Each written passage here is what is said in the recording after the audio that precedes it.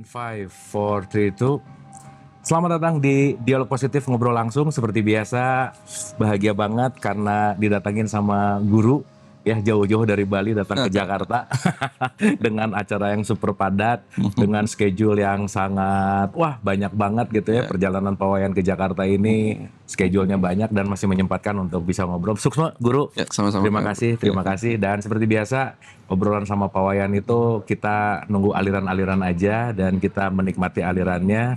Tapi satu Pak Wayan, untuk opening gitu ya. Tadi juga sedikit menyinggung dan saya rasa kita juga bisa mengambil pelajaran gitu Pak Wayan. Ini kita ngelihat gonjang-ganjing gitu Pak Wayan ya, gonjang-ganjing dunia misalkan. Dimana kemarin ada kepala negara yang diculik gitu ya, dengan kasus-kasus besar gitu. Terus kita juga banyak mengalami sekarang lagi yang disebut bencana gitu Pak Wayan. Kita banyak melihat hal-hal yang mungkin sekarang lagi sangat chaos, sangat kayak tidak menentu Pak Wayan. Bahkan banyak yang nanya ke saya Pak Wayan, gimana mengatasi kekhawatiran kalau terjadi perang dunia 3 gitu misalnya. Nah itu kan menarik Pak Wayan. Nah, mungkin kita akan sedikit senggol gitu ya ke arah-arah itu. Apa perspektif Pak Wayan sebagai guru gitu ya melihat kekeosan ini tuh gimana Guru?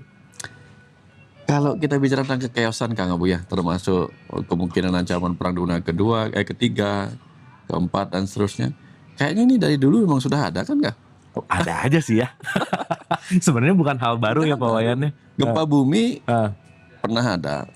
Gunung meletus yang lebih parah lagi kan waktu Krakatau kan. Krakatau betul. Lebih parah lagi dan untung kita nggak ada di zaman itu kan. Betul. Ya, perang dunia 1 dan 2 sudah berjalan. Ya. Udah lewat gitu. Kemudian ancaman terjadi perang dunia ketiga udah berkali-kali nggak terjadi gitu. Betul. Ketika sama siapa dulu ya, sama Ira apa sama ya, siapa? kemarin ada banyak gitu lah tapi nggak jadi. Terus ramalan akan terjadinya kiamat di 2012 gitu. Ditungguin sampai jam 00 nggak kiamat pokoknya. apa gitu. Jadi alam ini hanya sedang membuat kita, menyeleksi kita dengan rasa takut gitu. Siapa sih yang batinnya tenang gitu. Ya, jadi yang batinnya tenang itulah diseleksi oleh alam, yang mampu beradaptasi dengan peluang-peluang sebagai kenyataan itu kan, itu yang akan lebih tenang. Jadi nelayan yang lewat seleksi adalah nelayan yang tenang menghadapi badai. Kalau dia nyerah, dia nggak akan pernah menjadi nelayan yang tangguh kan. Nah kita ini kan sebenarnya sedang berlayar di samudra sandiwara kehidupan yang penuh dengan ya macam-macam kayak ginilah gitu. Tapi kemudian kita sadarkan bahwa yang terguncang itu siapa, yang bertahan siapa. Nah kita punya pilihan masing-masing nih. Ya, kalau kita mau terguncang boleh, kalau kita menjadi pribadi yang tenang boleh gitu. Nah jadi tinggal pilih. Kalau memang mau tenang, udah abaikan hal-hal yang mencemaskan. Karena apa? Kita sedang berhadapan dengan realita duniawi. Bahwa kalau tidak ada peperangan, Bhagavad Gita mengatakan demikian. Kalau Krishna berkata kepada Arjuna, jika kau takut berperang hanya karena takut ada kehancuran di bangsa Bharata, kalau bukan karena perang, maka aku sendiri dengan alam semesta ini akan menghancurkanmu. Jadi alam itu sedang menyeimbangkan dirinya aja. Kalau bukan karena ini ya karena itu gitu. Jadi kita mau gimana? Mau mencoba lari dari kenyataan kan nggak mungkin. Ya, seberapapun hebatnya, saya tanya sekarang. Di zamannya guru-guru suci yang hari ini kitab-kitabnya kita dengarkan. Zaman itu, di zaman beliau lahir sebagai para guru suci, para orang-orang suci, ada perang nggak? Ada. Ini Mahabharata di zamannya Risi Wyasa. Betul. Perang antara Rahwana dengan Rama di zamannya Risi Walmiki. Di zamannya Empu Tanagung itu perangnya Ganangrok ya mungkin ya. Jadi tetap aja di zaman ada orang-orang suci, di zaman agama-agama lahir ada peperangan. Kapan yang tidak ada peperangan? Nggak ada. Kapan yang tidak ada bencana alam? Nggak ada. Dan setiap zaman seperti itu akan menghasilkan kepribadian yang tangguh untuk apa? Untuk melahirkan keturunan dengan jiwa-jiwa yang lebih matang lagi kan. Kita sedang ada dalam seleksi itu Kang Abu. Ya pertanyaannya kenapa baru takut, orang tiap saat juga ada gitu ya kira-kira.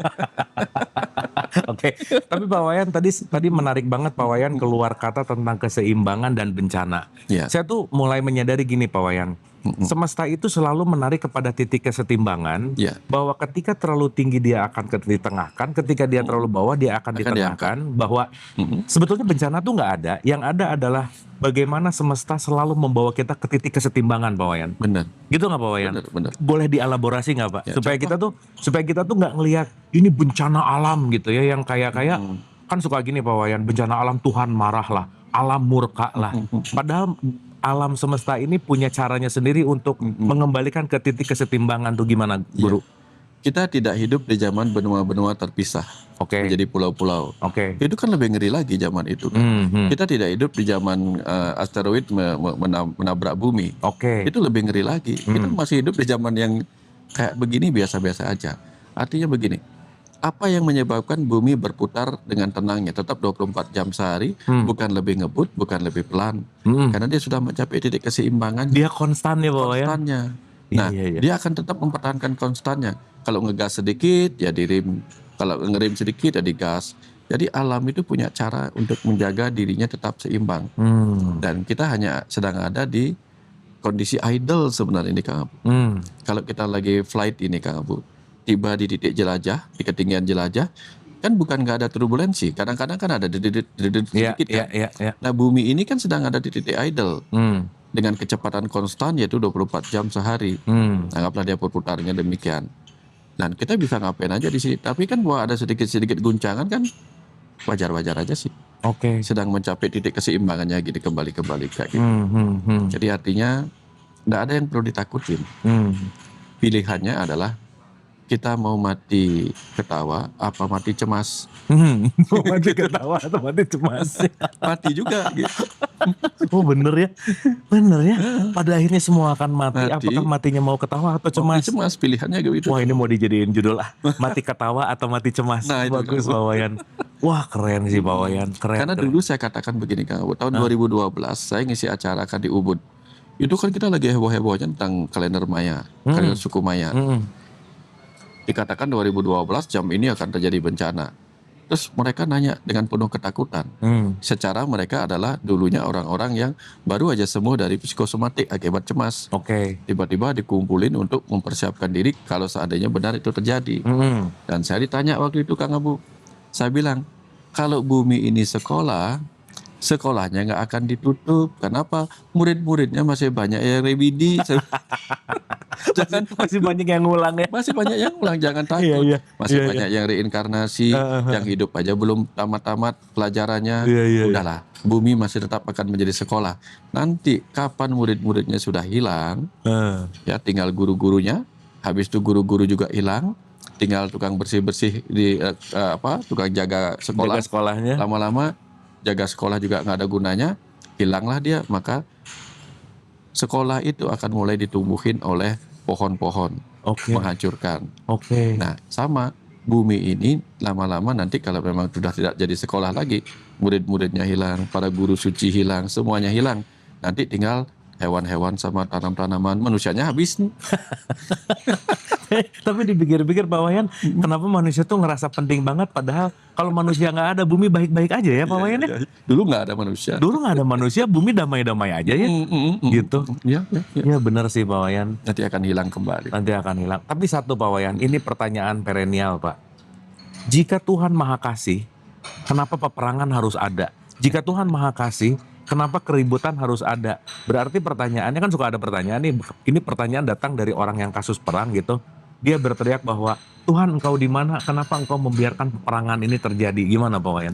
Kalau Tuhan Maha memberi kenyang, gimana cara Tuhan memberi kenyang kalau kita nggak dikasih lapar duluan gitu? Kalau Tuhan Maha memberi, kapan Tuhan akan memberi kalau kita nggak pernah meminta? Tuhan Maha mendengar, kapan ketika kita banyak bicara? Tuhan Maha mendamaikan, kapan ketika kita berperang? Tuhan Maha kasih, kapan ketika kita menderita? Jadi dualitas itu nggak pernah hilang. Tuhan akan memberi pencerahan ketika kita penuh dengan kegelapan, kan Abu? Nggak ada yang salah. Iya sih. Tuhan akan membangunkan kita ketika kita tertidur. Kalau kita terbangun dibangunin lagi kan nggak nyambung. Orang udah bangun ya. Yang berhak bangun adalah yang masih yang tidur. masih tidur itu yang dibangunin gitu. Nggak ada yang salah gitu. Oke. Nah, sekarang kan gini ya Pak Wayan. Ya.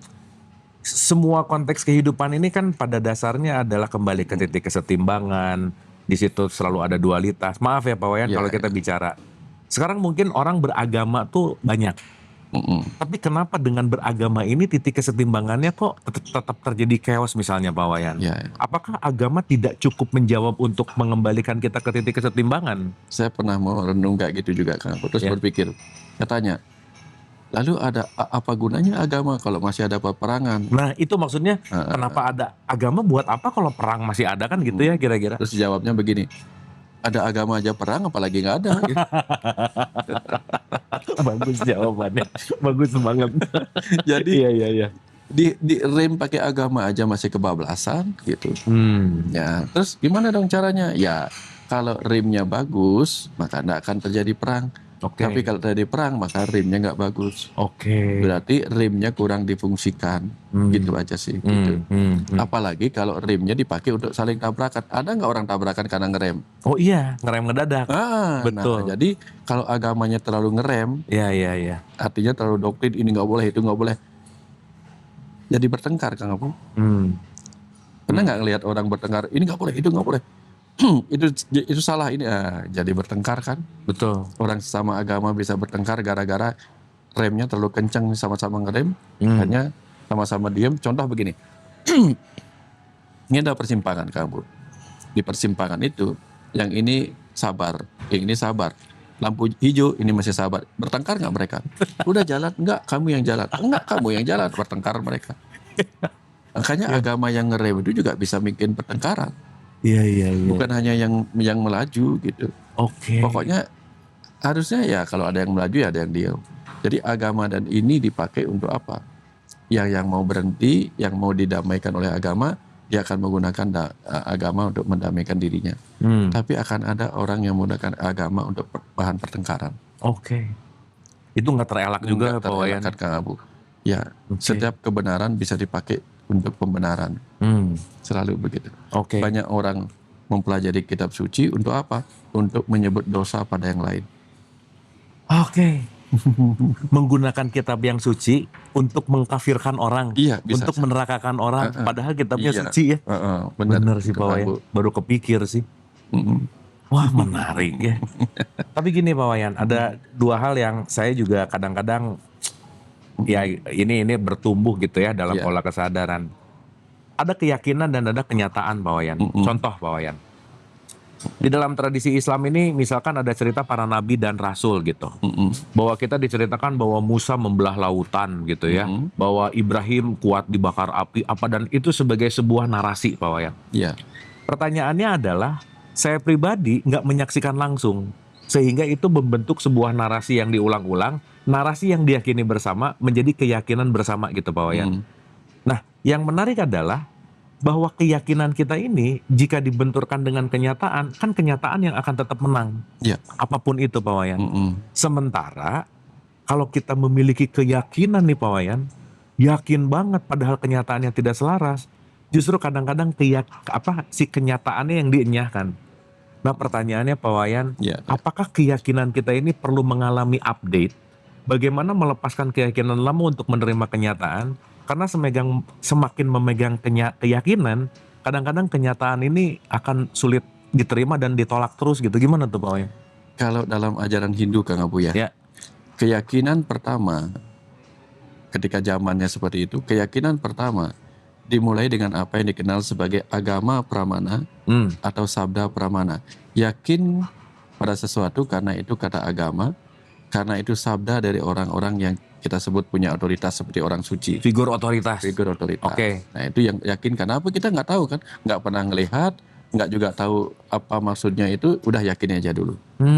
Nah setelah itu, begitu kita berkembang dalam akal budi, baru kita bergerak dari yakin karena itu kata guru atau kata kitab suci, mulai masuk yang dikenal sebagai anumana pramana. Anumana pramana. Tadi sabda pramana, anumana pramana. Anu itu artinya atom, mana itu pikiran. Jadi pikiran dibawa ke tingkat atom, artinya apa? Mengupas. Jadi yakinlah karena setelah kamu kupas itu mulai masuk akal. Oke. Mulai masuk akal. Oke. Jadi tambah kuatlah keyakinannya. Tapi kalau mulai nggak masuk akal, jangan-jangan kita salah mengupas. Ya. Nanti baru kita setelah selesai masuk akal ini, baru kita buktikan dengan periksa langsung. Ada nggak sih jejak-jejak fakta di masa lalunya? Gitu. Nah kalau memang ada, ini memang fakta. Tapi kalau nggak ada, jangan-jangan ini bukan fakta. Tetapi apa? Ini adalah cara orang dulu bertutur melalui cerita. Bukan fakta tapi cerita. Cerita ya kayak mitologi gitu ya. Mitologi. Ada pesan tertentu. Kalau itu membelah lautan misalnya. Membelah itu kan berarti membagi dua. Ketika membelah di tengah-tengah kan berarti nggak ada gejolak apa-apa kan. Betul. Ini lautan. Begitu dibelah ombaknya, di sini ada gejolak, di sini ada gejolak, di tengah-tengah hening. Hal yang sama terjadi ketika Arjuna diajak berada di tengah-tengah gejolak Pandawa dan gejolak Korawa. Untuk kemudian terjadi percakapan antara Arjuna dan Krishna. Dalam sebuah makna percakapan antara pikiran dan hati nurani. Kapan percakapan antara pikiran dan hati nurani? Ketika kedua gejolak itu dipisahin. Seperti gejolak samudra yang dipisahin. Untuk kemudian bertutur di tengah-tengah. Apa jangan-jangan itu pemaknaannya ya? Nah itu Kang Abu. Jangan begitu. Nah kan balik lagi Pak Wayan ya. Segala bentuk yang nyampe ke kita itu sangat menjadi multitafsir Pak Wayan. Multitafsir. Contoh nih ya, keributan gara-gara misalkan ada satu ayat ditafsirkan oleh 10 pemuka agama punya 10 penafsiran yang beda. Pertanyaannya Pak Wayan, yang benar yang mana? Nggak ada yang benar. Karena segala sesuatu yang ditafsirkan berarti mendekati. Kalau nggak ada orang bisa mengukur dengan tepat jarak atau panjang sebuah meja, panjang sebuah kayu. Kalau dia mengatakan ini 1 meter, saya jamin dia salah. Karena apa? Bisa jadi itu 1 meter, 0,00000 mili. Atau 1 meter kurang 0,001 mili. Kan hanya mendekati. Betul. Jadi dari hal yang sangat eksakta pun tidak ada yang benar-benar pasti. Tetap ada 0,00 sekian kemungkinan bias. Apalagi tafsir. Jadi pertanyaannya tafsir mana yang paling mendekati? Maka muncullah yang ketiga, keempat itu ya disebut dengan upamana. Jadi sabda pramana atau agama pramana, percaya apa kata guru, apa kata kitab suci. Yang kedua anumana pramana. Lalu upamana itu apa? Pikiran yang mendekati. Pemaknaan, penafsiran. Penganalogian. Terakhir baru udah kita periksa langsung dah. Gitu. Jadi artinya tidak ada yang benar. Karena kebenaran itu adalah kumpulan dari tafsir gitu. Yang salah adalah ketika sudah jelas itu tafsir diperdebatkan. Tafsir itu disatuin. Udah jelas tafsir pendekatan didebatin lagi. Padahal baru tafsir gitu ya. Wah keren sih Pak Wayan. Yang harus dilakukan adalah menyatukan tafsir. Nanti akan ketemu irisan-irisan. Irisan itu yang terpenting. Kalau tidak dipertemukan irisannya, yang jadinya apa? Saling iris. Jadi iris sana, iris sini ya? Iris sana, iris sana, iris sini. Kok banyakan dia sih tafsirnya dipercaya, kok kurang ini, iris sana, iris sini, lalu saling iris gitu. Saling melukai gitu. Padahal yang kita butuhkan irisan. Ternyata ada kesamaan. Kan begitu Kang Abu. Tapi gini Pak Wayan ya, ini menarik. Makasih Pak Wayan. Wah saya dapat banget tuh, itu keren banget sih. Nggak kebayang gitu, nggak kepikir sebelumnya. Cuman kan kekuatan omongan figur otoritas ini sangat terekam gitu Pak Wayan. Sehingga kalau dalam satu community yang figur otoritas yang ngomong A dan mereka meyakini A, sehingga menjadi keyakinan bersama A, itu seakan-akan gak bisa diguncangkan lagi gitu Pak Wayan. Pokoknya ini paling bener aja. Akhirnya keluarlah dogma, doktrin, stigma gitu. Nah pertanyaannya Pak Wayan, gimana kita tidak terjebak kepada sebuah dogma dan doktrin, bahkan maaf ya, yang katanya orang udah ke spiritual juga bisa terjebak di konteks itu juga gitu Pak Wayan. Iya. Saat dia tidak mengupdate gitu. Gimana cek and rechecknya gitu Pak Wayan? Ya, pertama ya kita harus punya sebuah perisai Kang Abu. Oke. Perisai eling dan waspada. Eling itu apa? Eling bahwa apapun yang disebut kebenaran oleh manusia bukan kebenaran. Itu hanya sudut kebenarannya. Itu. Lalu waspada terhadap manipulasi daripada orang yang kita sebut figur otoritas. Ya, figur otoritas. Karena bahkan kita sendiri pun kadang nggak percaya pada diri sendiri kan. Tuh. Kita sendiri kadang ragu dengan diri kita. Bagaimana ketika kita ragu dengan diri kita sendiri, kita mudah percaya pada orang lain. Kan nggak nyambung. Betul. Yang paling penting itu temukan kepercayaan pada diri sendiri, sehingga kemudian kita hanya menjadikan apapun yang datang dari orang lain sebagai data-data, bukan fakta, bukan sesuatu yang harus kita. Bukan kebenaran gitu ya, yang data aja. Kitalah yang mencampurnya. Gitu. Kan kalau kita belanja di pasar, ketika orang mengatakan, wah jeruk ini manis, kita langsung percaya. Lalu sampai di rumah dicicipin, ternyata asam. Yang salah yang menyebutnya manis, apa yang tidak lupa atau yang lupa mencicipinya sendiri. Yang nggak nyicipin lah. Iya, itu. Dia kemakan kan bahasanya. Ya jangan mudah kemakan. Kemakan gitu. Marketing gitu. Makanya seperti yang Kang Abu dan saya sering sebut, jangan percaya sama saya. Bahkan Buddha sendiri yang figur otoritas besar, apa yang dia katakan? Ehi pasiko. Buktikan sendiri. Jangan apa yang aku katakan kamu anggap benar. Buktikan sendiri gitu. Tapi Pak Wayan ini sedikit curhat ya. Ya. Wajar nggak sih Pak Wayan ketika mendapatkan sesuatu yang sudah lama saya pegang, jadi ragu-ragu Pak Wayan, bener nggak ya? Bener nggak ya? Gitu Pak Wayan. Yang akhirnya kayaknya selama ini mungkin dalam kurun waktu anggap aja 1 tahun gitu ya. Ini cara terbaik gitu. Tapi seiring perjalanan Pak Wayan, yang saya yakini ini cara-cara terbaik mulai tergoyahkan dengan konteks-konteks yang kayaknya nggak gitu deh. Gimana Pak Wayan?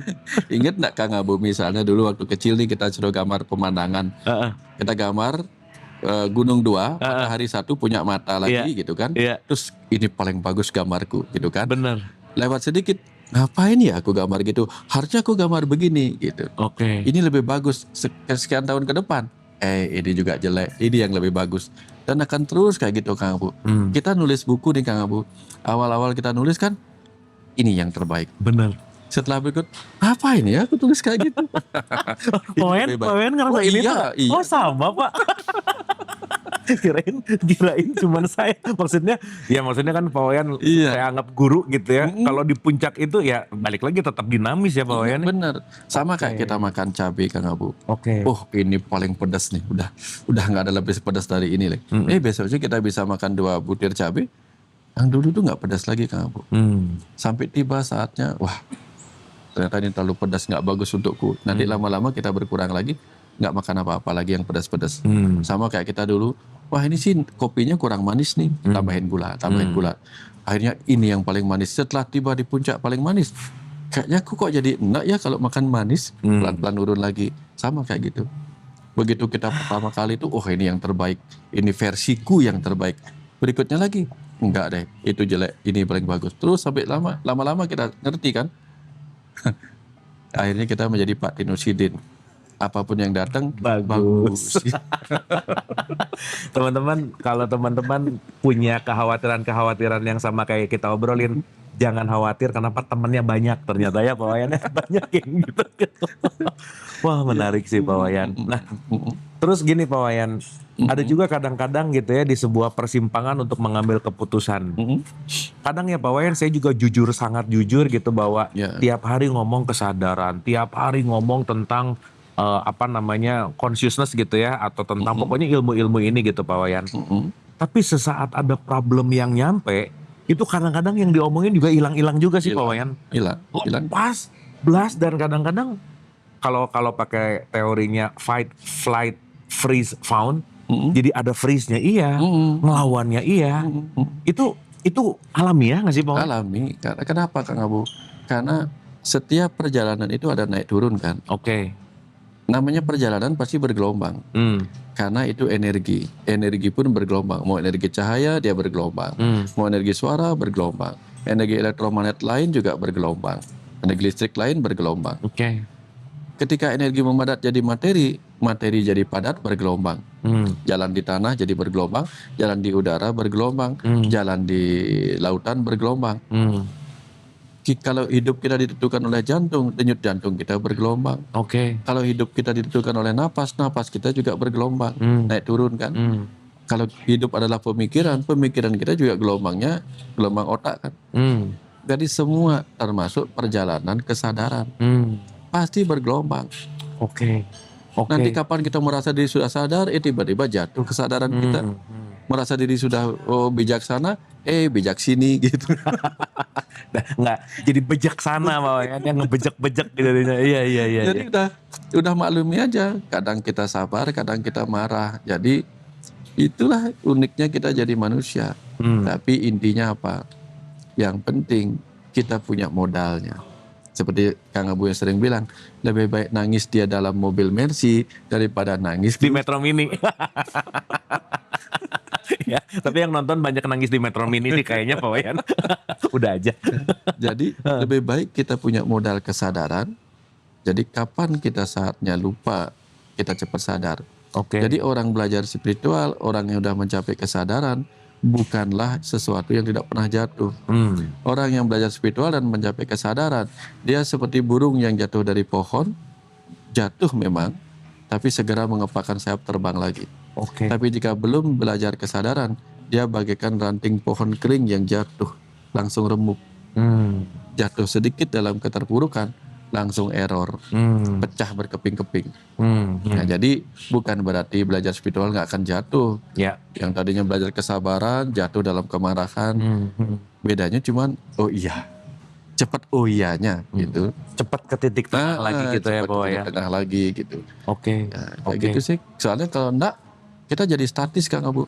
Kalau kita ingin belajar sadar sesadar-sadarnya, sabar sesabar-sabarnya, nggak pernah berubah lagi, mau dicaci maki apapun tetap sabar saja. Patung juga bisa kayak gitu Kang Abu.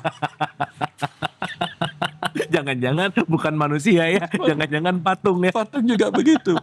Coba lihat patung apa? Pancoran misalnya. Pancoran itu berapa orang demo di situ dia diam aja. Benar. Dilemparin dia. Benar. Itu patung Kang Abu. Benar Pak Wayan. Wah bagus ya. Ya kita kan bukan patung ya gitu ya kira-kira ya. Kita hidup maka pasti kita mood kita naik turun. Kadang pas kita ini, itu tadi Kang Abu, karena kita manusia, emosi kita pasti naik turun. Kalau nggak ada emosi, namanya mati. Namanya kalau flat, emosi yang mood yang flat, emosi yang flat itu kan orang gila. Iya. Udah nggak ada getaran lagi. Nggak ada getaran apa-apa lagi, bengong aja. Udah itu patung dah. Wah keren sih Pak Wayan. Bisa dibilang lain lagi, patung namanya itu. Keren. Sedikit berkaitan sama patung ini Pak Wayan, di beberapa pertanyaan terakhir lah ya. Gini Pak Wayan. Kenapa sangat sulit sekali untuk mencintai diri dan memaafkan diri Pak Wayan? Kita mungkin bisa baik sama orang lain. Kita mungkin bisa ya dalam tanda petik melakukan yang terbaik untuk siapapun di luar gitu Pak Wayan. Tapi kadang-kadang sama diri sendiri tuh suka susah gitu. Artinya kenapa ya? Willingness ke orang lain bisa tinggi tapi mencintai diri susah gitu Pak Wayan. Kita banyak dibesarkan oleh orang tua yang ingin kita menyempurna. Menyempurna dalam konsep kita nggak boleh salah Kang Abu. Nggak boleh salah, Itu yang menyebabkan kemudian kita menjadi perfeksionis. Pokoknya sedikit aja salah kita nggak terima dengan diri kita sendiri. Karena apa? Dulu mungkin kita pernah dimarah kalau kita salah. Kita mungkin akan diabaikan, tidak dihargai ketika kita ada yang salah. Sehingga kita tidak bisa menghargai diri kita ketika ada yang salah pada diri kita. Tapi pada orang lain kita bisa menghargai. Kenapa? Karena kita malas saja berdebat sama orang lain ketika dia salah. Kita bisa memaklumi orang lain salah, tapi nggak bisa memaklumi diri sendiri ketika salah. Padahal salah dan benar itu bagian dari diri kita juga. Nah, tapi pengasuhan masa kecil pernah nggak? Pastilah. Setiap orang pernah dimarah sama orang tuanya. Artinya ketika dia dimarah, pasti karena melakukan kesalahan. Kalau dia sudah pernah dianggap melakukan kesalahan, berarti dia sudah diajarkan ini salah, ini benar. Nah, salah itu nggak baik, benar itu bagus. akhirnya kita selalu menolak bagian diri kita yang salah. Hmm. Itu yang akhirnya membuat kita nggak bisa maklum pada diri sendiri ketika salah. Apalagi ditambah doktrin, kalau kamu salah, kamu nanti dapat neraka, Iya. hukuman Tuhan, bla bla Iya. bla lah. Iya. Itu kita jadi merasa, aduh gimana gitu, Oke.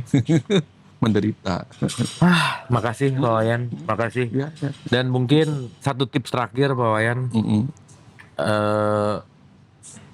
Sekarang kan musim itu dalam artian si mindfulness, kesadaran gitu ya Pak Wayan. Saya rasa semua bentuk kesadaran apapun itu intinya adalah yang tadi pertanyaan terakhir, bisa menerima diri seapa adanya gitu Pak Wayan. Iya.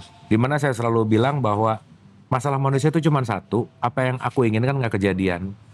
Gimana terus menyelaraskan bahwa tidak membandingkan, karena saya pernah baca satu jurnal Pak Wayan yang membuat orang sangat sulit menerima kenyataan karena dia melakukan jealousy gitu, Iya. membandingkan gitu. Udah jealousy, membandingkan, terus ingin selalu lebih. Artinya apa? Dia nggak pernah betah dengan dirinya yang seapa adanya gitu. Iya. Tips and trick dari Pak Wayan untuk menerima diri seapa adanya tuh gimana Pak Wayan?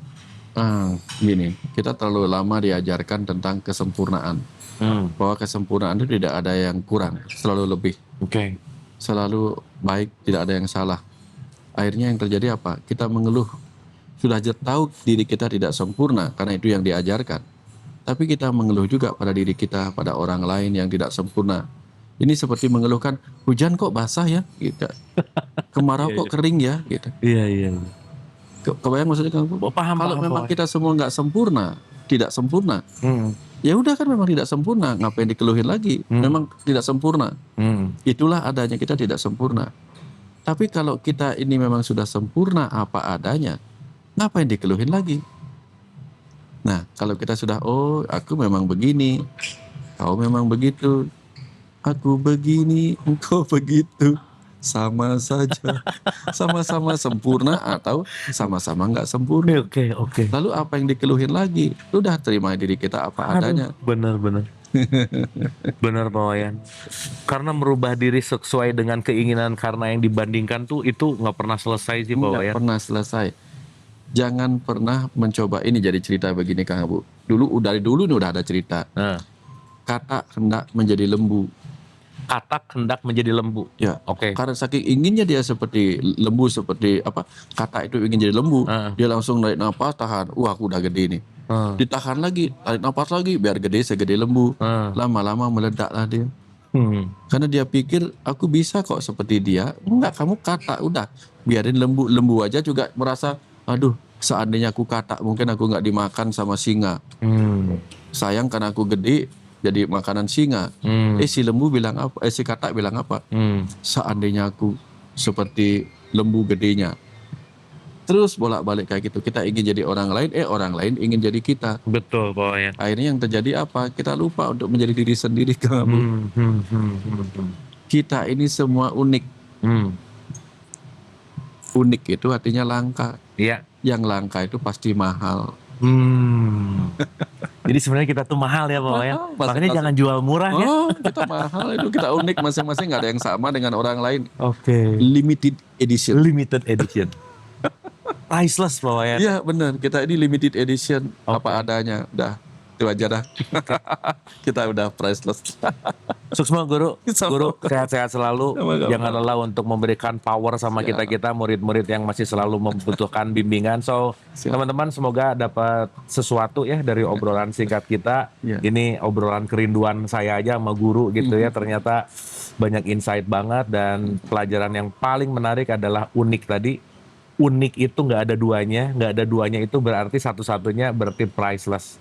Mungkin kita sering mengatakan bahwa sedang lelah, it's okay.